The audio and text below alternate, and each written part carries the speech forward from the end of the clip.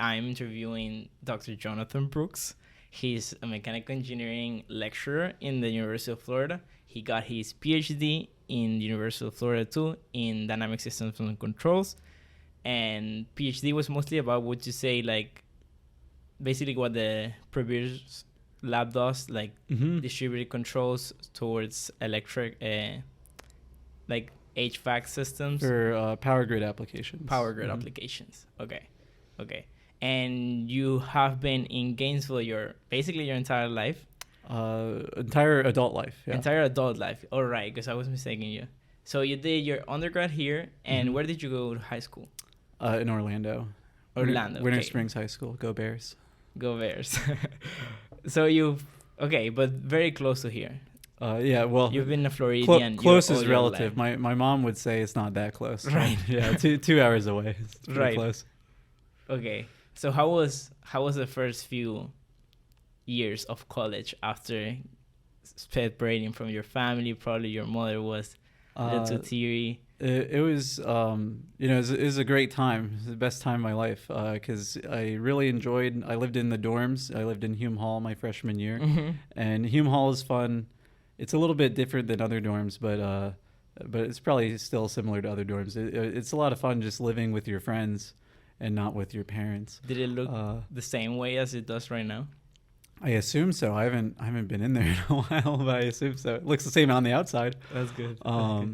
But it was so much fun just setting my own bedtime and choosing my own meals and diet and everything, and then just living with your friends. It's like having a sleepover every night because you just you're hanging out with friends and you say, oh well, I'm gonna go to bed, and your bed's right there. You just go to bed.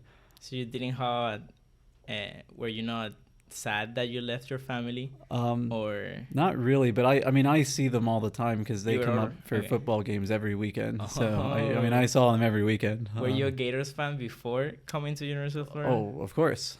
Okay. In fact, you could have been a Knights fan. Well, I could have been a Knights student. Right. I wouldn't be a Knights fan. Okay. But in high school, I was known for being the kid that wore Gator shirts, and people would always remark about it. And I was like, this is just a normal thing to wear. I don't know why everyone's making a big deal about of course I'm going to wear a Gator shirt. What am I going to wear? Not a Gator shirt? But people would always talk about, yo, you always wear Gator shirts. I'm like, right. You're the weird one. You're not wearing Gator shirts. So yes, I was a Gator fan. Interesting. Yeah, and it's very cool because you did mechanical engineering, right? Mm-hmm. And it's very cool because you've basically been through the same experience that any student has been in your class. You've been through it all. Pretty much, yeah. And most of the same professors are still here. Yeah. You took the same classes. I was just as confused. You were just as confused? More so because we didn't have group me or anything like that. So you just had to be friendly and gregarious and go and make a friend and be like, hey, did you get the notes? Do you know what's going on here? Do you know how to do the homework? And you had to say it in person. But now, there are things like group me where you just, send it into the group chat like, anyone know how to do problem 1? And then 5 people go like, oh yeah, it's real easy. Da, da, da, da. But back in the day, you're just on an island. Like, I don't know what I'm doing here. And what did you choose mechanical engineering? And did you thought it was hard while you were doing it? It's an interesting. That's a lot. There's a lot to unpack there. Unpack it. So in high school, I always liked math.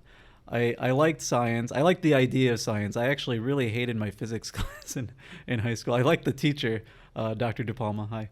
But I thought physics class was kind of just doing the problems was a little bit tedious, I felt. Really? And I liked chemistry, but I didn't, it wasn't like my passion or anything.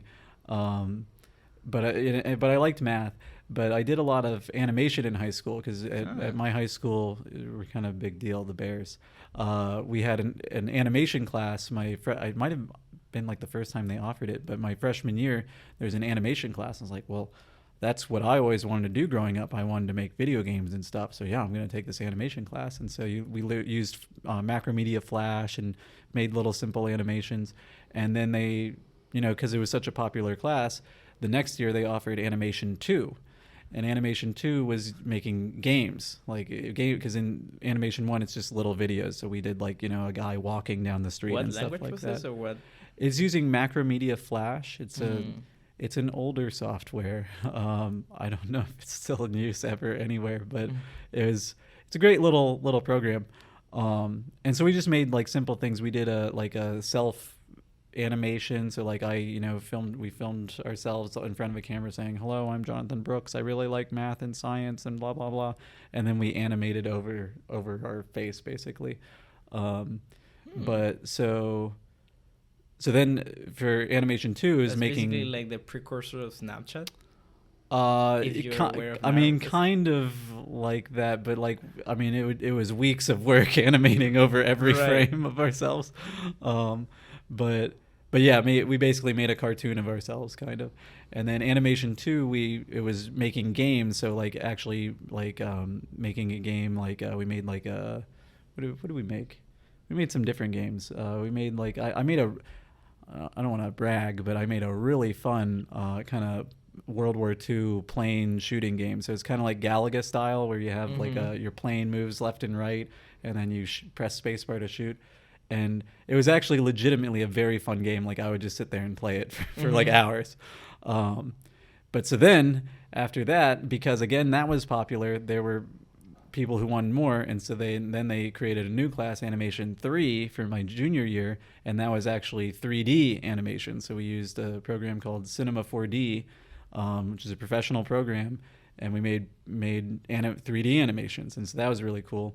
And then finally my senior year, they kind of ran out of stuff, but I actually did an independent study, animation 4, where it was just have fun, just make whatever you want, and you don't Okay, really, so you've been doing a lot of animation, but my thinking would be, if you did all that, you would be computer science. Well, Right. so not even computer science. I wanted to just do straight animation, and so Exactly. I Or was design, exactly. Yeah, thinking you're right. about like I was imagining working for Pixar and stuff Right. like that, and I was thinking about okay, what about Full Sail and AI Uh-huh. and all that kind of stuff, and UCF, because UCF has a very good animation program.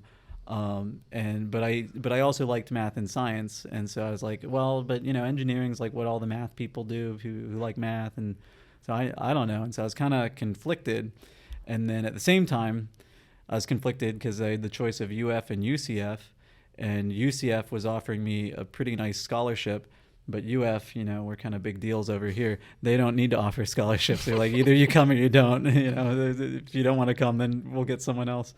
So I was kind of like, well, there's a lot of money for if I go to UCF versus if I go to UF, and so and if I went to UF, I would probably want to do engineering, and if I went to UCF, I would probably want to do animation. Right.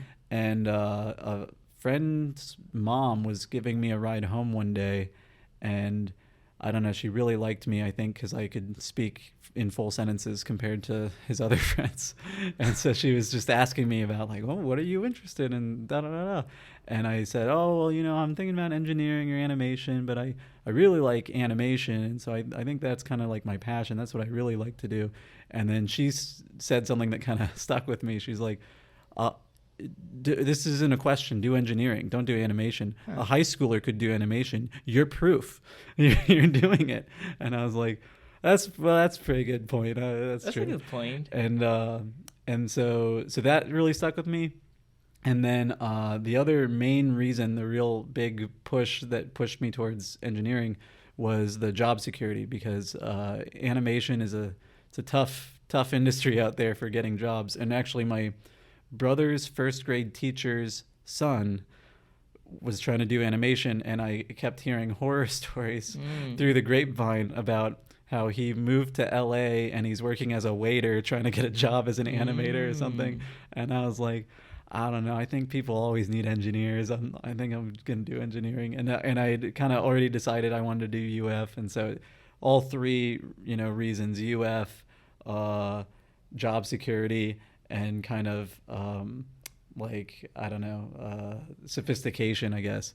We're all kind of leaning towards engineering, so I decided to do engineering. It's very interesting because right now kind of the tides have turned, because if you're an animator, you could work for an engineering company and make big bucks. Yeah. Like this was right now, basically, if you're an animator, you're very well sought because you can do simulations.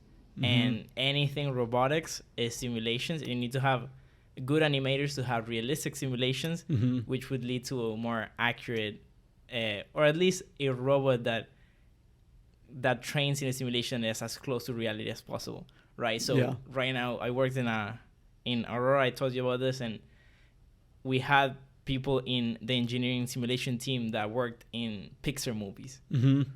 And so you could have, but yeah, it's interesting. So in another timeline, I was on that team. That person, we met there. So you came to UF. Did you regret doing engineering, or did you regret your career as an engineer? It's interesting. It's another interesting question, because when I was graduating from engineering my final semester, first everyone should know that I was a bad student as an undergrad. I was not a very good student, and nobody's gonna believe that. But okay. No, it's true though. I was good at gaming the system of school and getting good-ish grades. I didn't have the greatest GPA, especially compared to my friends who their GPAs were all way above mine. But I could kind of study and cram for an exam and memorize and kind of learn the tricks and the patterns to then take the exam. But then as soon as the semester ended, if you asked me what was that class about or how do you do anything, I would be like, I don't know. But I don't really know to what be fair, happened. I do think everybody's like that. Yes, but well, there are some students, and because I've seen them now, I've gotten, as a teacher, I've gotten to see good students where they can actually speak intelligently about the class afterwards. I couldn't do anything like that, but so when my graduating semester, I kind of thought like, I don't really know if this was the right thing, because like I kind of hated like every class. There are like 3 or 4 classes total that I actually enjoyed. Maybe I shouldn't have done engineering. This might have been a huge waste. This is a waste of 4 years. I should have done animation. That's what I love. That's what I really enjoyed doing in high school. And I would, spend hours just, working on a thing just for fun. It wasn't even for anything. Just like, I'm going to try and do this. And I'd spend hours on it. And so I was kind of thinking like, oh, dang, did I choose the wrong major? Now I'm graduating and I'm like locked in here. But then I went to grad school, which maybe wasn't the smartest idea from that point of like, I'm not sure if I really like engineering. Yeah, I'll do grad school. Weird. The main argument that I hear to do grad school is because you're very certain that that's what you want to do. Yeah. And so not the greatest reason, but fortunately it worked out for me. Because when I went to grad school, I got to specialize in DSC, dynamic systems and controls, and I found out, oh no, I really like this stuff. It's just I hate all the other parts of mechanical engineering. Is so broad. A lot of people do not understand that mechanical engineering is very, very broad. Very broad, and most jobs are not as broad. You have a specific job with a specific kind of niche. There are jobs where you do lots of different stuff, but a lot of jobs are, you're going to be the propulsion guy, you're going to be the stress test guy or whatever. And so it turns out, there are aspects of engineering that I definitely do not like. But there are other aspects that I do like, and those are the jobs that I'm going to be trying to go for. I'm not going to try and get a job where I do, a bunch of fluid mechanics stuff and wind tunnel tests. That's not me. I'm not about that. So why did you choose DSC? Well, it's a little bit of a fake it till you make it kind of thing, because when I took controls. And how would you describe DSC? A lot of math. It's the mathiest. For what purpose?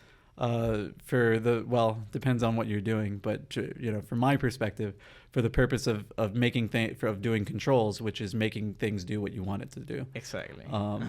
And so when I took controls as an undergrad, I didn't know what it was. I was like, I'm going to take this class because it's in the curriculum, I have to take it, control of mechanical engineering systems. I don't know what any of that means. But I thought, it sounds like a pretty cool thing though. I want to like this. This is what I want to do. This sounds pretty cool. That was exactly my experience. It's a little bit of a megalomania kind of thing of like, I like controlling things. I want to control stuff. And then the professor, which is Dr. Dixon, was talking on like the first or second day, saying like, yeah, and like if you do controls, that's where you do a lot of math, and that's where the big bucks are. I was like, oh, I like bucks too. I like controlling things. I like bucks. Sounds like a pretty good deal. But then I was pretty lost most of the time, and like, you know, again, I was just doing the, you know, monkey see, monkey do kind of thing, where I Just got pattern recognition. pattern recognition. I learned how to make a Bodhi that. plot.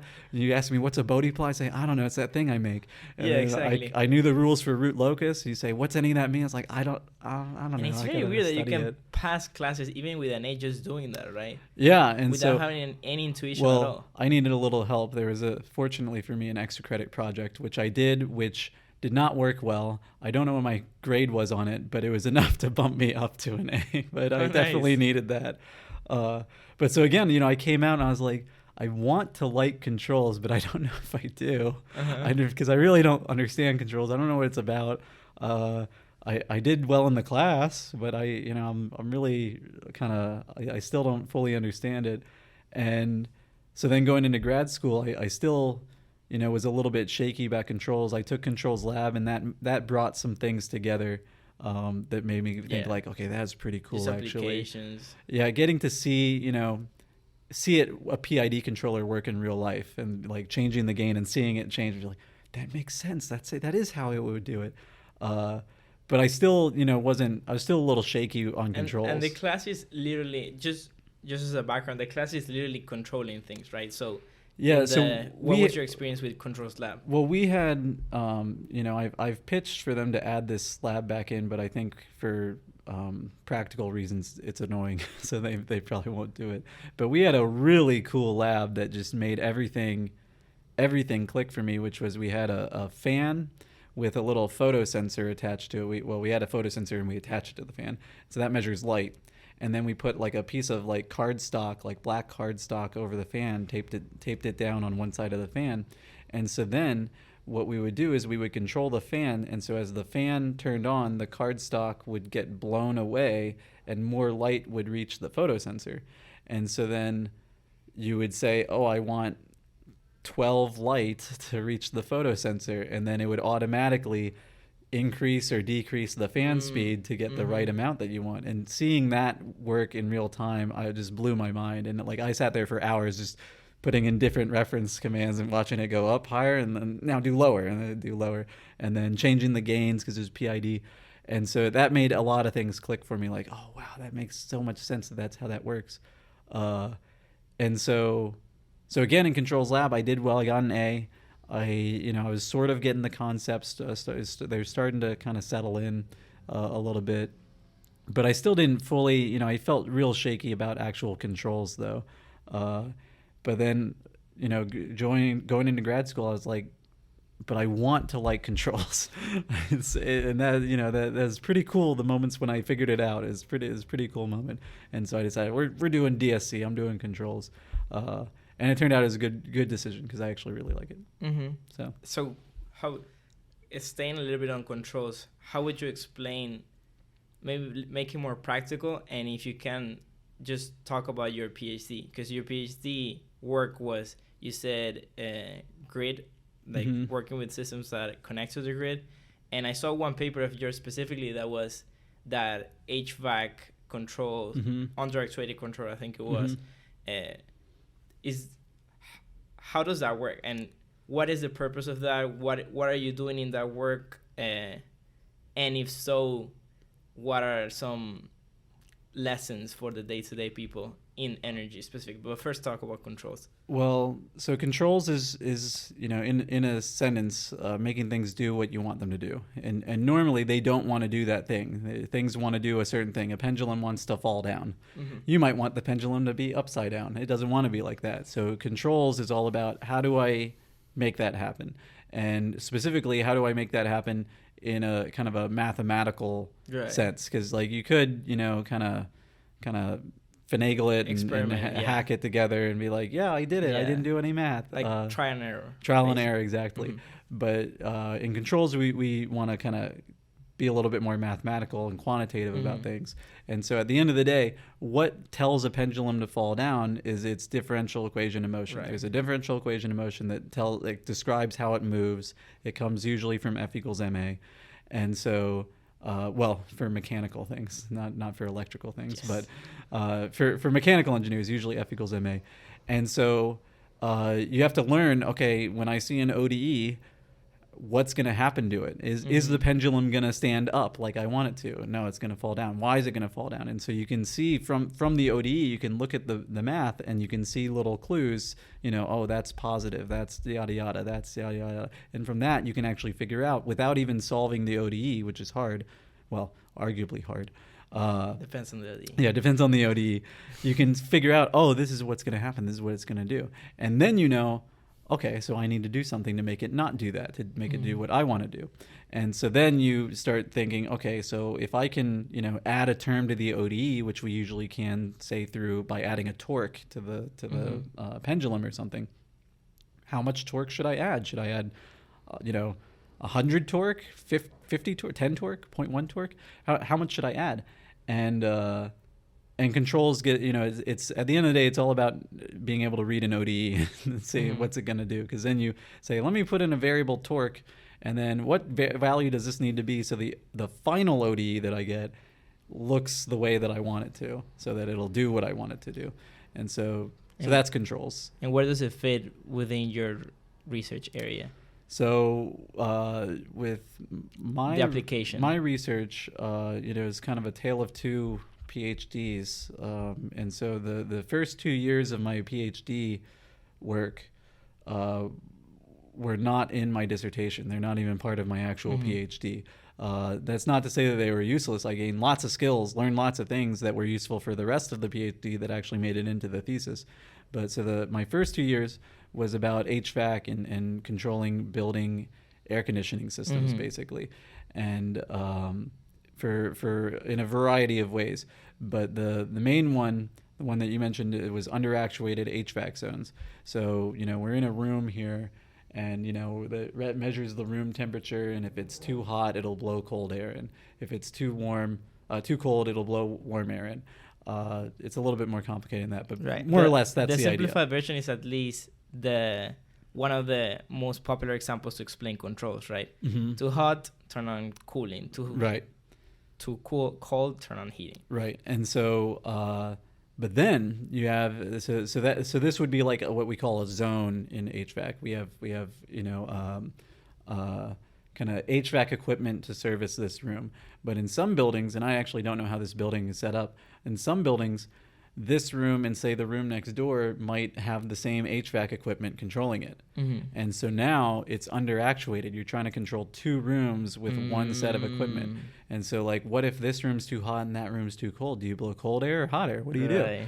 And so that's what my first kind of, I don't know if it was my first project, but one of my first projects was okay, let's see, what can we do here? And so we did some some optimal control called model predictive control, which uses optimization. I guess technically not optimal control, but optimized control to try and figure out what's the best strategy. And then we also had it's optimal because you're optimizing. Yeah, right? you have an objective function, and then you say, what are my control commands? What's my flow rate and the temperature of the air coming in that I should do to minimize this cost, this cost function that I have. Right. And your specific application was it just minimize energy, right? Minimize energy use, right? With the constraints that my two rooms need to stay within their bounds. They have bounds, 72 degrees to 78 degrees or something like that Fahrenheit. And as long as the temperature's in there, we call it a day and say, good job, we're doing great. Right. Basically, you want to make everybody happy, make it in the right temperature, but also be energy efficient. Right. And so by, there's already some wiggle room that you have, even if you had a kind of a strict set point. But by having a range, you have a little bit of wiggle room because you can let, temperatures can float a little bit. So this room might be slowly getting hotter. And it's okay, we don't need to worry about that for another 30 minutes because it's not going to reach 78 for another 30 minutes. And so then the question is, how can I minimize energy use based on that, and with the extra wrinkle that these two rooms are controlled by the same equipment. And so that was the kind of the first half of my PhD, was working on those kinds of problems of, okay, how do HVAC systems work? What's the architecture and and of course, since it was PhD, it was very, very specified problem. If you could touch on really quick on, did you, while doing the general research of how HVACs work, how to make them energy efficient, did you found any lesson for the common people to be energy efficient in their... Well, so what we found, so I guess I should say that I started this work actually as an undergrad, not nearly as advanced. It was kind of just data analysis as an undergrad. But basically what we found, we were working in Pugh Hall, and something that I noticed was happening a lot in Pugh Hall with the way it was set up was I kind of think of it as two fists kind of pushing against each other really hard, because I don't want to get too into the weeds, but as for reasons that make sense, essentially, at the building level, you cool down the air and you send a bunch of cold air to all the rooms. But then the rooms that are actually already cold, you heat the air back up. And so what ended up happening is it was kind of overblowing a lot of cold air, which was freezing the rooms. And so then it would heat up air and then blow in lots of warm air, which would then heat up the rooms. And so it was kind of just this constant back and forth of like, okay, blow in lots of cold air. No, lots of hot air. No, lots of cold air. And a more energy efficient solution was just don't blow as much cold air in the beginning, and the room won't get so cold you won't have to heat it back up. And it gets a little bit, muddy because there's a certain amount of air that you have to blow in, because you don't want to keep blowing in recycled air. You want to blow in enough air that you get enough fresh air from outside. Otherwise, you can get it can actually cause health problems for the occupants. So there are kind of these standards and guidelines based on how much CO2 and yada yada yada. This is how much air you need to blow, and so what I found was it was still blowing a lot. We didn't need to blow quite that much.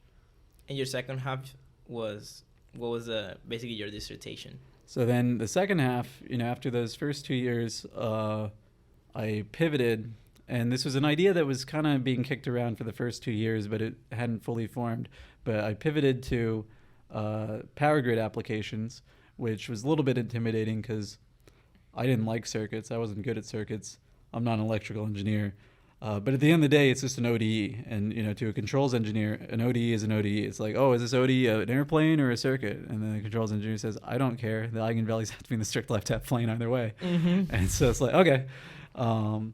But so we switched over to kind of smart grid applications, which is tangentially related to buildings, because buildings use a lot of power in the power grid. But the kind of main idea was kind of how to balance power in the grid, because for the grid, supply has to equal demand. If I turn on a 100-watt light bulb, a generator out there somewhere has to generate 100 extra watts. If I turn it off, a generator has to generate 100 fewer watts. And so that's already kind of a major challenge. It's kind of remarkable how well it works already. Yes. But then when you add in renewable energies that are volatile and sometimes unpredictable and sometimes uncontrollable, and all of them are issues. Unpredictable. Okay, but even if we had perfect predictions, because suddenly freak storm or something, even if we had perfect predictions, and actually we have pretty good predictions for them, it doesn't matter because they're really volatile, and we can't control them. And so it's just like, oh, it's going to be really sunny today, we're going to get tons of power. Oh, it's going to be really cloudy tomorrow. An issue, right? A lot of people don't realize that there is such a thing as too much sun for solar power. Right. Well, so it's kind of people think this kind of for the layman, they think like, okay, let's say I put solar panels on my roof. plug it into the grid. I'm now a great person. I've helped. Everything's better. We're getting towards the future. But that actually is a disturbance on the grid because Right. suddenly now you're not drawing as much power. And on the face, sure, okay, that's great. We don't have to generate as much power. But then maybe it gets cloudy, and suddenly you're like, oh, I don't have any solar power. I need power now. Yes. And then the grid's like, what? I didn't. No. And then then they start generating more power, and then the sun comes back out. You say, never mind, false alarm, I don't need any power. And they're like, I just threw a bunch of coal in the furnace. It's already burning. Exactly. And so what actually ends up happening is for like coal plants, because it takes time. You put coal in the furnace, and it takes several minutes or even hours for it to actually ramp up and generate the power. So that once the coal's in there, it's gone. And so if you put the coal in, and then suddenly there's tons of solar or wind power, and it's like, oh, we don't need any of that. The coal's already there. So what they have to do is they just have to vent it as heat. They just say, oh, we're just going to not. Energy lost. There's energy lost. It still creates the CO2 emissions. It's costly for the company because they bought a bunch of coal and just burned it for no reason. So it's just a huge problem. And so that's for when there's too much renewable energy. And then of course also if there's too little renewable energy, we want more renewable energy to be good for the planet, but it being uncontrollable and volatile is a major challenge. And there's even the rabbit hole goes deeper because if you turn on or off a light switch, it's like, well, if I turn off this light switch, how is a generator instantaneously somewhere going to know I turned off the light switch and stopped generating so much power? And the answer is it doesn't. Right. What the generators do is they have these turbines that spin, and they spin at a very specific frequency. And then if there's an imbalance in the grid between supply and demand, what will happen is those turbines will end up spinning faster or slower because they have rotational energy. And so what ends up happening is if there's not enough power being supplied, the grid will suck some of that energy out and slow down the rotation. And if there's too much power being supplied, the grid won't take all the extra power, so the extra power goes into it and makes it rotate faster. But it wants to rotate at a very specific speed. And so because of that, it's kind of a double-edged sword. That's an issue that makes things hard, and that's what causes blackouts. Because if there's too much of an imbalance, and say there's too much solar power, right? Because I think everyone knows, if there's not enough solar power. But let's talk about the one that people don't think about. If there's too much solar power, it starts spinning even faster. And what will happen is the generator has an automatic cutoff that says, this is spinning too fast. This is dangerous. This is going to actually damage the equipment and cause millions of dollars of damage for us. So it'll actually just cut it off. It'll just trip it, and then the generator will just stop. And so now, we had too much power a second ago, and now we just lose a generator, and suddenly now we don't have enough power. Right. And now, because there's not enough power, there's another generator that maybe was doing fine, but now there's not enough power, so it starts slowing down because all its rotational energy is getting sucked out. Well, now it's below its cutoff point on the bottom side, and it says, oh, whoa, this is too dangerous, I'm cutting off. So then it turns off. And so then you have this cascading blackout of all these generators bailing out. And that's how these kind of basically issues it's complicated. And I think we already talked about this a long time ago, which is say batteries could be a good solution. And batteries, of course, are their own rabbit hole, and it comes with their very own. That's a whole discussion in and of itself. But so my PhD focused specifically on a big thing in the power community is everyone has different names for different things, so no one agrees on names. You say one thing and someone will say, no, that's not, you can't do that, and then you realize we're using different definitions for what I'm talking about, different thing. But so my work specifically focused on demand side ancillary services, which is what can the consumers do. How can they change their behavior, their power consumption, to try and help the grid? And batteries are kind of such a thing because you can kind of be your own little generator or something like that.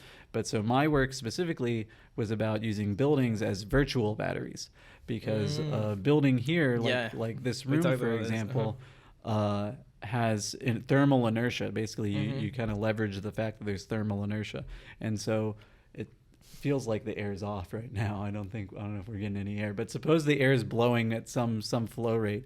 If So they were to reduce it by 5% for 5 minutes, and then for the next 5 minutes increase it by 5%, so that we get the same total amount of cold air, same amount of cooling. We're not going to notice in this room because the room's kind of big. That 5% is not that big. There's all sorts of crazy interactions happening anyway. We're not all that sensitive. We can't tell it just changed by 0.1 degrees. So there's some wiggle room there where you can shift your consumption. You can use less, at one time and use more at another time. And so in that way, your building can act like a battery, because when you reduce the flow rate, that's like you're discharging the battery, because you're using less power, which would be the same thing as if I turned on a battery and started sucking power from the battery instead of the grid. The grid sees the same thing, less power. And then when you increase the flow rate back for the next 5 minutes, that's like charging your battery, because the grid sees a higher consumption. And so your buildings can be used as a virtual battery in that way. It's not a physical battery. It's not a lithium ion or anything like that.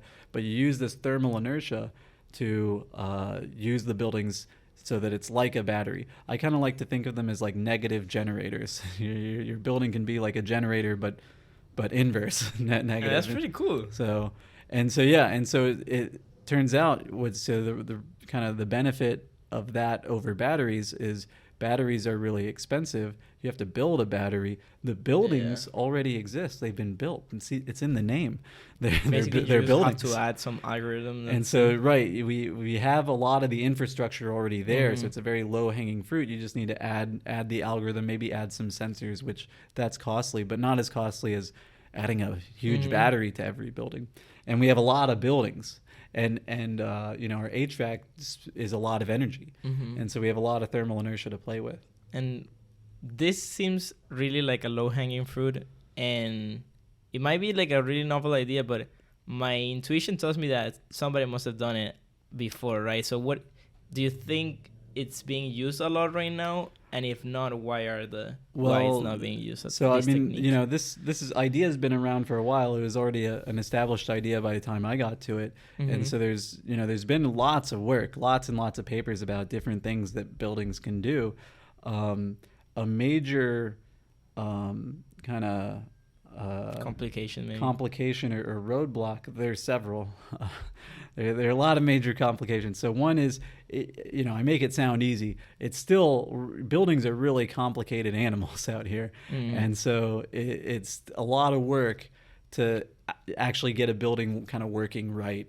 In such a way, you have to do it in such a way that the occupants don't complain and stuff like that. It's not like a thing that you can just plug and play in any building. Exactly. That's like its own that's thing. Kind of one of the main roadblocks is that, okay, we go and do it for one building, and then the next building is a whole new project. Right. And so you've got to kind of start from scratch. And so trying to make it more plug and play is kind of a big factor. And then also making it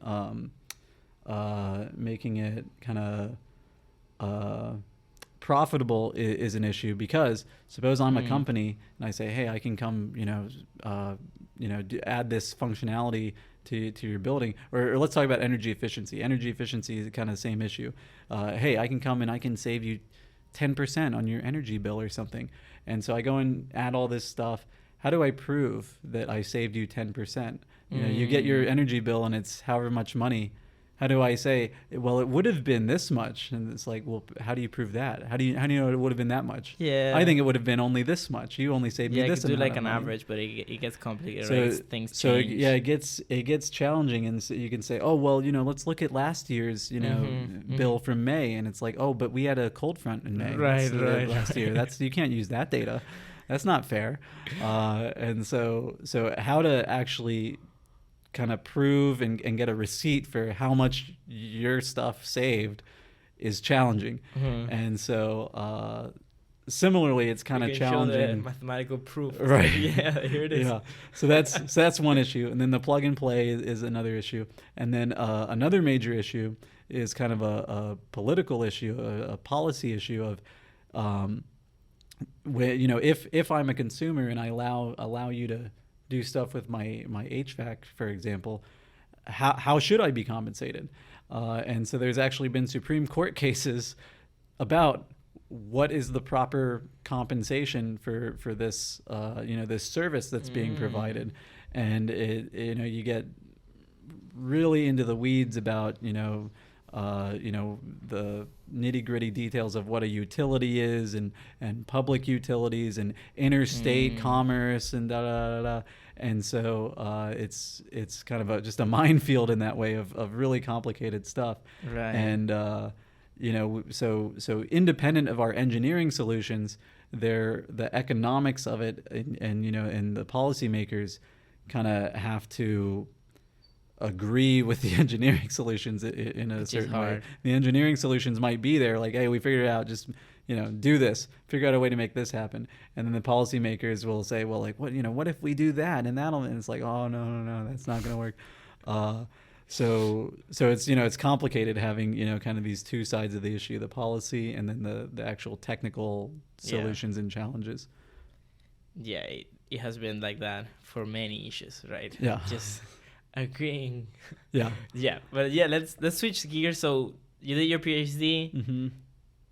When did you decide that you wanted to be a professor, or was it like something that happened? Well, it's also a lot to unpack there. So I wasn't a professor. That's a recent title change. I was originally hired as a lecturer. And, all right. Congrats. And so, thank you. And so I graduated with my PhD in December of 2017, and in August of 2017, I hadn't even considered this job as a possibility. Hadn't even thought about it until my advisor said, "Hey, the department's looking for a lecturer to teach numerical methods next spring. Would you be interested in that?" And was that before you graduated? That was my graduating semester. Okay. And I said, "Oh yeah, actually, I would be interested in that," because I wasn't in a hurry to leave Gainesville because my wife was a PhD student at the time, so I didn't really want to leave Gainesville anyway. And I thought, yeah, that seems like it'd be fun and get to stay in Gainesville. And so I applied and got the job, and it kind of just fell into my lap. And I was very fortunate that it happened to align in that way, because I was, up to that point, I was kind of a little bit annoyed that my PhD had taken as long as it had, because I had friends finishing their PhD, catching up to mine who started later and that kind of stuff, and I had been delayed for a variety of reasons in mine. So I was a little bit annoyed that, man, why is this taking so long? But had it not been delayed, that opening wouldn't have been there. And so it ended up working out perfectly, and so I'm now grateful for the delays. So, and would you see yourself doing something different right now? What do you mean? Would you see yourself like in another job that it's not teaching, basically? I mean, sure, I could. I like to. As I was told once, I'm a laid back guy, and I never thought I was till someone told me that. Oh, I guess maybe I kind of am.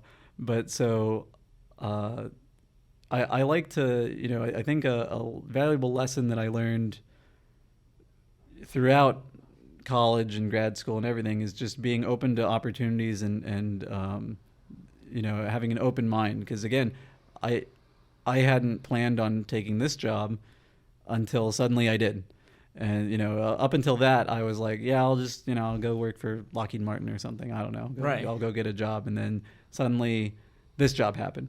And so, and I love it. Right. And because the reason I'm asking is you kind of, whether you want to admit it or not, you kind of are famous for being a teacher, right? You could say, at least from my experience, you're, if not the best, one of the best teachers I had. And a lot of people share that thought with me. Well, thank you. That's why I'm asking. Like, you're very, very good of a teacher. You're very good of explaining some complicated thing to a person, and just not the act of explaining something intuitively, but also kind of making it fun, right? Mm-hmm. Making it that people enjoy being in a class and in a lecture and doing coding or whatever, right? Well, so thank you. That's what I'm asking, because you certainly are. I wouldn't I would maybe not different than the other professors, but you certainly have something special. Uh, so what do you think that is? Or Well, maybe another way to phrase it is, if somebody were to ask you for advice on whether to become a teacher or not, uh-huh. what would you say to them, and how would you define being a good teacher? Well, I don't know. I have a little bit of a cynical answer, I guess. First, I think I have a little bit of an unfair advantage over some other faculty here, just because I think I get, fair or not, I think I get bonus points in students' minds, maybe subconsciously, just because I'm younger. And so I feel like I'm slowly losing whatever superpower I might have as I slowly drift away from the students. But I think, to me, it's just being enthusiastic about the class is in the material is important, because if you sound bored, the students are going to be bored, and if you sound excited, the students will be excited. And there are things to be excited about within the material, but a lot of lectures that I've seen is just a professor talking to me like, all right, so then here's the flow conditions and and we're gonna solve it. What's the solution? Come on, what's the solution? Nobody answers. And no one's answering. And if I don't know, if you just have a little bit more pep in your voice, and to engage the students a little bit more, I think it goes a long way. I think just having that enthusiasm, that visible enthusiasm for the class and the topic and the material is really valuable. And I think also I make an active, what's the word I'm looking for? Effort, thank you. So second attempt. Effort to inject some personality into the class also, and not to be a robot, not talking about like monotone or anything like that, but just personality wise, I talk about Survivor, I talk about the Gators, and I think that humanizes me to the students a little bit, and then they're a little bit more willing to accept my advice when I say you should care about this or you should because for me, I know when I was a student, I thought of a lot of my professors as robots with no feelings, and they're just eggheads and they don't understand what it's like to be human, and they don't and they blah blah blah blah. And I know a lot of the professors now, and they're not. They're funny, they're smart, they they like sports, they have fun, they do stuff in their free time, but they don't show any of that in class. And it's like if you show a little bit of that in class, then students will latch onto that and actually be interested. For example, I guess maybe I won't say who the professor was, but there's a professor that I had that talked about like, oh, I really like giraffes, and like none of us got it. Like it seems like a weird thing to like, but hey, you do you. And we loved that about the professor. We loved that, like, hey, this professor loves giraffes. This is, how weird and fun. And at the end of the semester, I was kind of envious that I wasn't part of it. But a bunch of students bought like a giant inflatable giraffe for the professor, and just gave it to the professor at the end of the semester during class.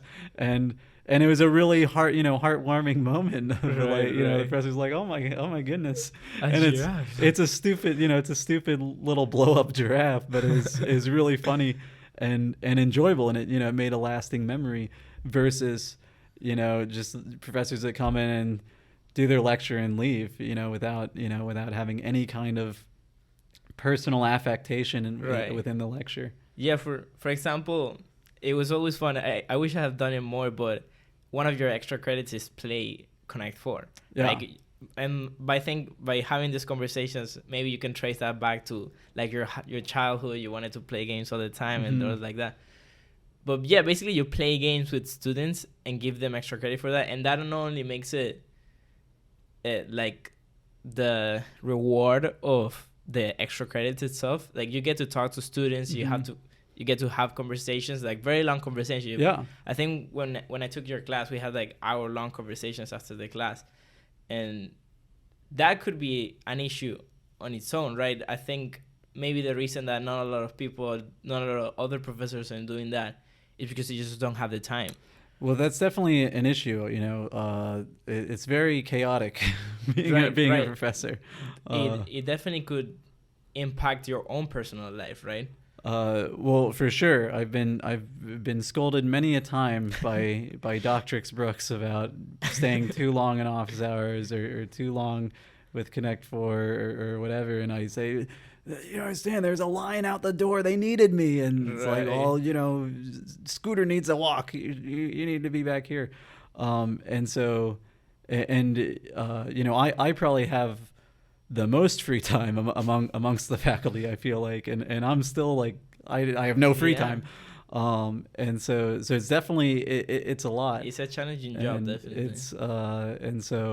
so yeah, not everyone has time to just we'll just have a Connect Four office hours kind of thing, but I Right. definitely enjoy it, and I think it does help because yeah, it makes me a little bit more of a person to the students, and they get to see that, oh, he's human and he's good at this stuff. I'm human, so I can be good at this stuff rather Yeah. than Yeah, and that's a he's a very robot and valuable, he's good at this stuff, but I'm human, so what am I supposed very to do? valuable lessons. Yeah, and I think people do notice that thing. At least I definitely noticed that. And talking to other students, I think it's a common thing that they refer to you as being a good teacher, and at least being in your class is a memorable experience for Well, I do my best. the majority of them. But talking about the doctrix, Uh huh. how you say it, doctrix, Doctrix, yeah. the doctrix. She studied English or Mm-hmm. language. Mm-hmm. Um, so yeah, and you have told me, which is very funny, that you might be more of a fan of language than her, Yeah. even though she's studied that. So what's that about? Like,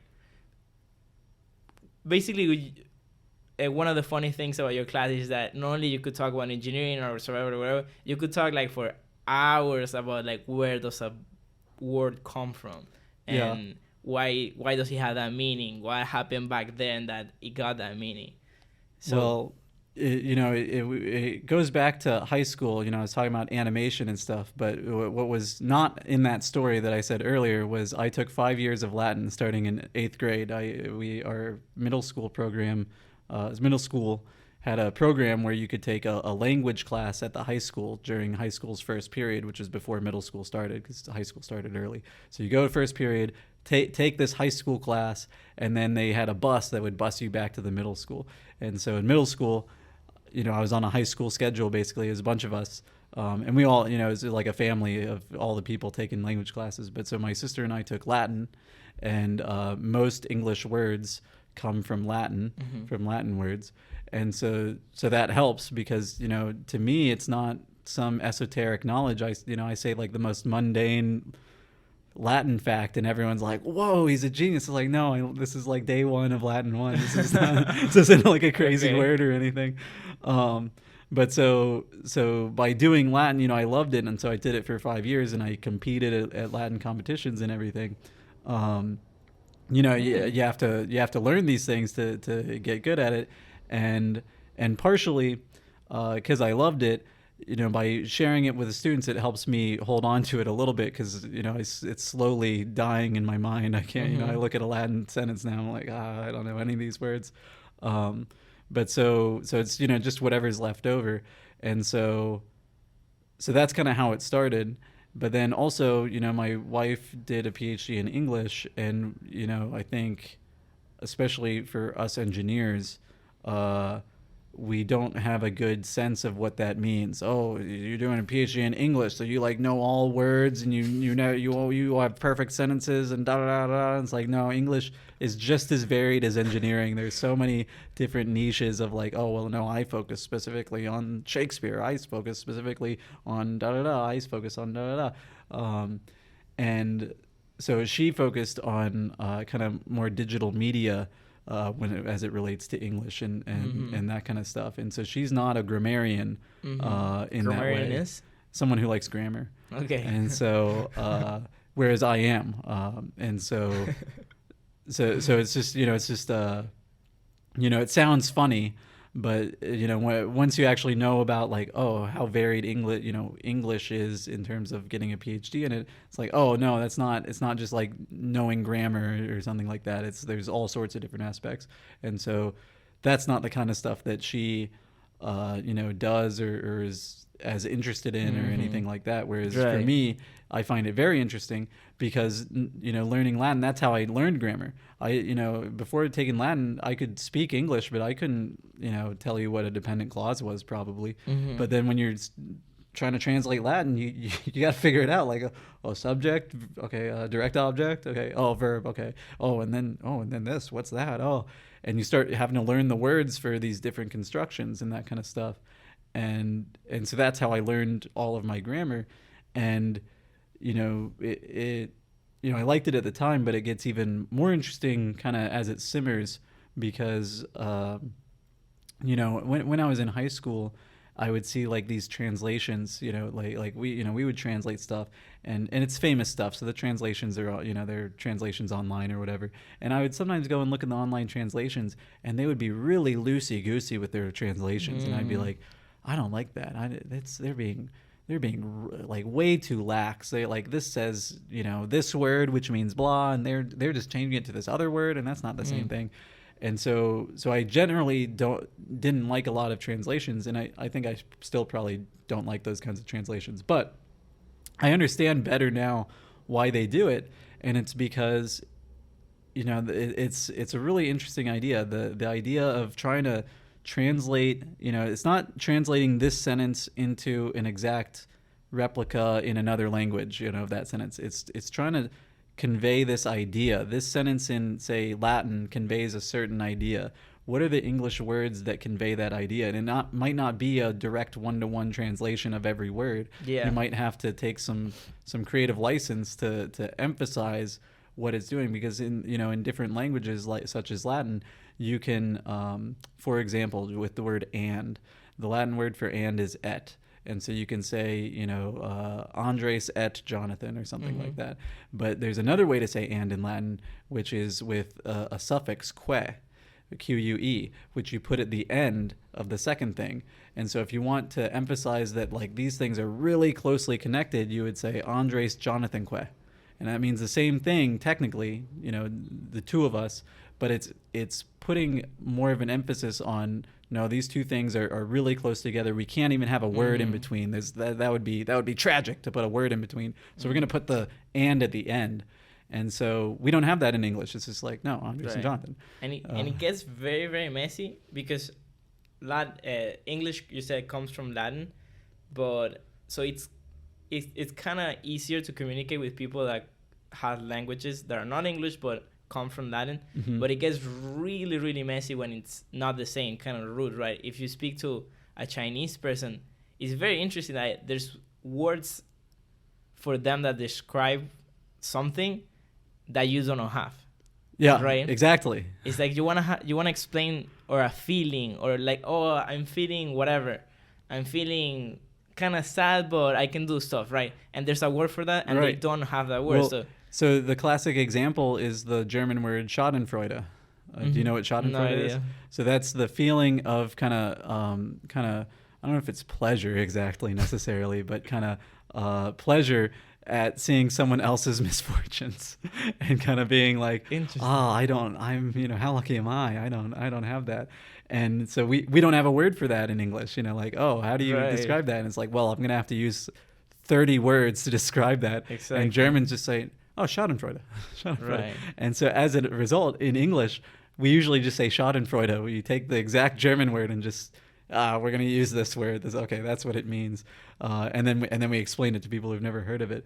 And there's a famous quote that I love in Latin by, I think it's by Lucretius. And it goes something like, it's pleasant when the winds are strong and the waves are high and knocking boats around the sea, to watch peacefully from the shore the struggles of another, or something like that. And so what it's saying is, like, it's really nice, like, watching people struggling to survive out on the ocean while you're standing on solid ground. And then the rest of the quote is like, not because like you want them to die or anything, but just because it kind of makes you appreciate your own spot. And he's basically just describing Schadenfreude. Right. And so it's a 2,000-year-old quote that you could just say a word for. And then there's a German word for it, Schadenfreude. And so yeah, and so similarly, yeah, if you're translating like a German text and it says Schadenfreude, and then you translate it to English, well, what do you say there? How are you gonna translate that? It gets even messier if it's translation from like historical things, right? Yeah. If it's, you said Shakespeare or exactly. Because their words were different, or sometimes their words were the same, but they mean different things. So you have to know what they were thinking, which is very hard to do if that person lived like 1,000 or hundreds of years ago. Like Romeo, oh Romeo, Right. wherefore art thou Romeo? And then now people today will read it. If they're just reading it on their own, they'll be like, why is she asking where Romeo is? He's right there. It's like, oh no, wherefore means why in Old English in Shakespeare's time. She's not asking where are you, she's asking why are you Romeo. And so so even just within that, or like when you read something like the Constitution of the United States or the Declaration of Independence, you see that certain kind of grammatical and syntactical things have changed, such that now when and they talk about this in the Supreme Court cases, right. like what did the founders mean when they wrote this in the Constitution? It's like, well, what does it mean? Let's be a literal literalist and try and exactly what the text says. But the text was written in a different kind of dialect, where things meant slightly different things. Commas were placed in slightly different ways, and so you have to kind of account for that, of like, okay, so like when we read a comma there, does that mean this or does that mean that? Because commas matter too. There was a big case a couple of years ago with the Oxford comma. I don't know if you know what the Oxford comma is. Yeah, I know what it is, but so I don't know the case. There's a case, I can't remember the details, but it's something about like a trucking company. And the whole case about like who owes what to whom came down to whether there was no Oxford comma, or there was an Oxford comma or something, and what is the implication of that? What okay, there is an Oxford comma here, so that means that how does that and so now you go back and look at a document from the 1700s and say, well, look what it says right here, and the states or something. It's like, well, we're sitting here 300 years later speaking a different brand of English, so it's it's interesting. Yeah, and that's the same language. And yeah, like if it's from the Constitution, it's making troubles right now. Like also think of like Bible stuff or right, like historical. That too. When there's a Bible quote, it's like, but this is a translation of a translation of a translation of a translation, and so it's like you can't just take this English translation and just be like, this is straight. This is it. Yes. This is it. It's like no, it was another language, and you got to think about what did it mean in that language, and then is this translation really capturing that? And so yeah, it's fun stuff. Another thing that I thought of is something we don't have in English that's in Latin, is there are different constructions to kind of explain how things are working within a sentence. And so Caesar, when he's talking about his time in Gaul, in France, conquering and stuff, he says, oh, I dug a trench with the men. And what would you interpret that to mean? I dug a trench with the men. That you dig a hole? Yeah, you dig a hole, but with the men, what does that mean? Alongside. Yeah, right. I'm down there with the men digging the hole. Right. But he doesn't mean that. He means I used the men as tools. I in the same way that I dug a trench with a shovel, he says I dug a trench with the men. Because what he did is he said, men, dig a trench. And then he said, wow, I'm really good at digging trenches. Look at this. I used the men to dig a trench. And he makes it abundantly clear that that's what he means, because there's a construction in Latin where you can kind of distinguish, hey, this is what I mean. I don't mean like around the men. I'm with the men together. We're all doing it together, because there's one way to say that. And he doesn't say that. He says the other way, which means literally I'm using them as tools. I'm digging a trench with these men. And we don't have that in English. And so it's kind of fun. Because again, how do you convey that? Do you just say, "Oh, I dug a trench with the men"? It's like, oh wait, well, we should probably say it slightly differently to get the idea across that he's not a team player here. He's ordering them to dig a trench. All right. Yeah, I think we're over an hour. We Oh, talked really? about controls, Woo. trenches, Trenches. Latin.